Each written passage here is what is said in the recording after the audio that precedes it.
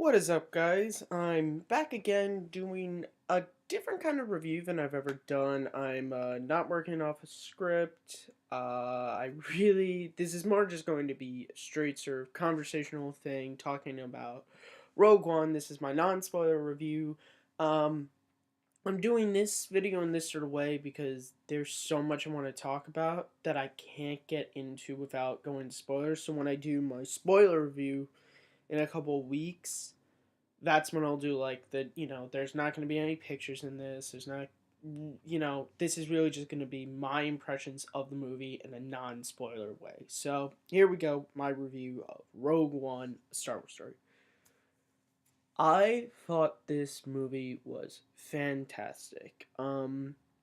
They said this was going to be a war film, and I really felt it. I really felt it was a war film. I'm a student of history. I love to read history books, watch films. I really got a World War II vibe with this movie, and particularly like a World War II like occupied like German territory feel with these spies because, going through history, like,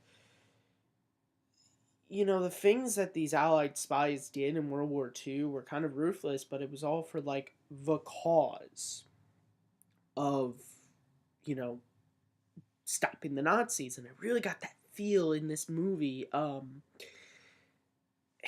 just great. It was great.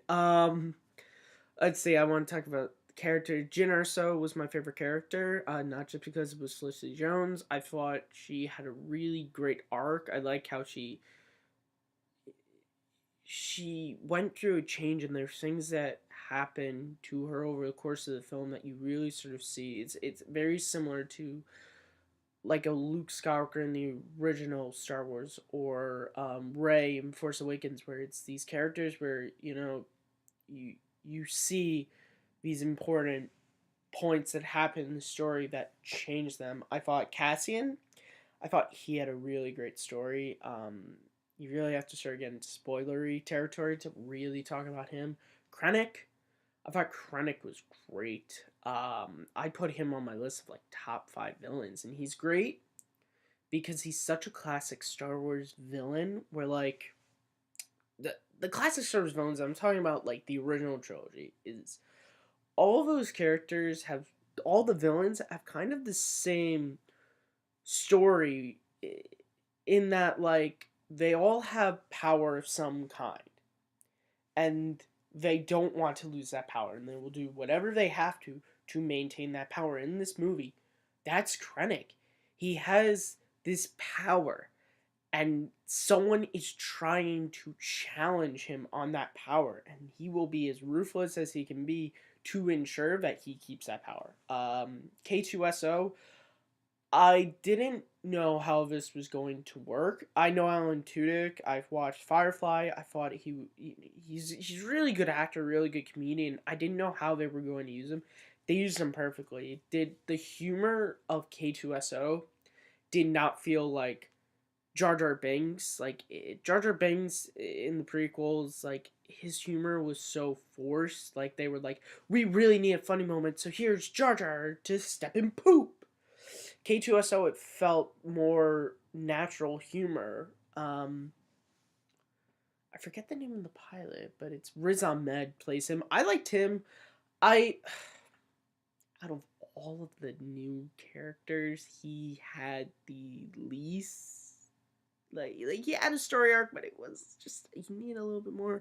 Donnie Yen and his friend, who the actor, I'm misplacing his name. Someone say it in the comments for me, please. They were great. I thought their story and their friendship was just really you didn't need to have it. You just sort of felt just the acting.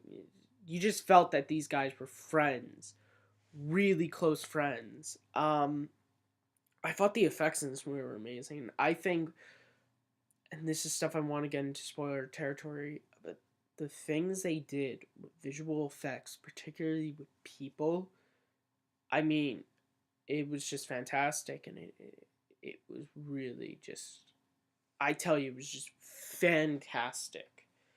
Um, the story I think is really good. I didn't read Catalyst. I've been hearing from people that if you've read Catalyst, a lot of things in Rogue One are better. You know, it's elevated. I'm hoping to read Catalyst before I see the movie, maybe before my second view or before my third viewing. I will be reading Catalyst before I see the movie again, and maybe I'll have, you know, a different insight into it. But yeah, I just thought it was great. I really got that war vibe from it. They were always talking about this is a war film. This is a war film. And I really felt that. It just, the battle scenes in this movie, I mean, it's in the trailers, but that fight scene in the streets was just awesome. Space battles. It was great to see a space battle again. We have not seen a space battle since Revenge of the Sith. Because in Force Awakens, it was all like on planets and planetary battle, and that was really cool because they really didn't do that in the original trilogy or in the prequels. So that was cool to see, but just seemed like not even that space battles with the classic Star Wars vehicles. Like, I grew up watching the Star Wars movies on video all the time and then getting the DVDs and watching them, and so there's like something just sort of familiar about like the original X-wing, you know, because I used to watch that trench run scene. Like, I think I almost broke our VHS because I used to watch it so many times. Like, there's just something so familiar, and even like the Yavin 4 Rebel base, just that set looks so good because it looked real to the original. And I think that's the biggest strength of Rogue One is it it takes place just before A New Hope, but it doesn't, the story and the events and everything that happens does not feel artificially like it fits with A New Hope. It just feels so natural that you, the things that happen in A New Hope you almost feel like should happen after the events of Rogue One. I really would love if Disney did a thing where maybe in an off period where there's not really a Star Wars movie coming out, they did a thing where maybe if just for a week or something, they ran a double bill in theaters where you would see Rogue One and then immediately after you watch A New Hope. Because when I came home from the theater, that's all I wanted to do. I just wanted to put on A New Hope because of how the movie ends. I don't want to talk about Darth Vader too much because that gets into spoilers, but he was good. He was good. Yeah, the movie overall, I thought the characters were great. I thought I got the war vibe from the movie. I thought the action scenes were great. The music, I thought it was good.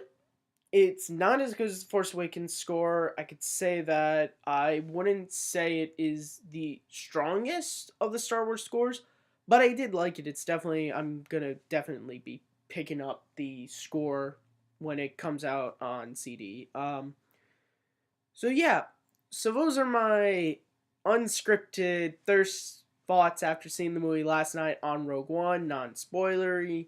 When I do my spoiler review, that's when I'm going to be getting into details, and it's going to be more like my normal reviews that you've seen on my channel. But overall, I think the movie's great. If I was going to give it, you know what, I'm going to give this movie a freaking A. This movie was great. So if you have not seen Rogue One, I know it like just came out today. Go see it. You're going to have a good time if you're a big Star Wars fan. So, see you guys for my spoiler review, and may the Force be with you always.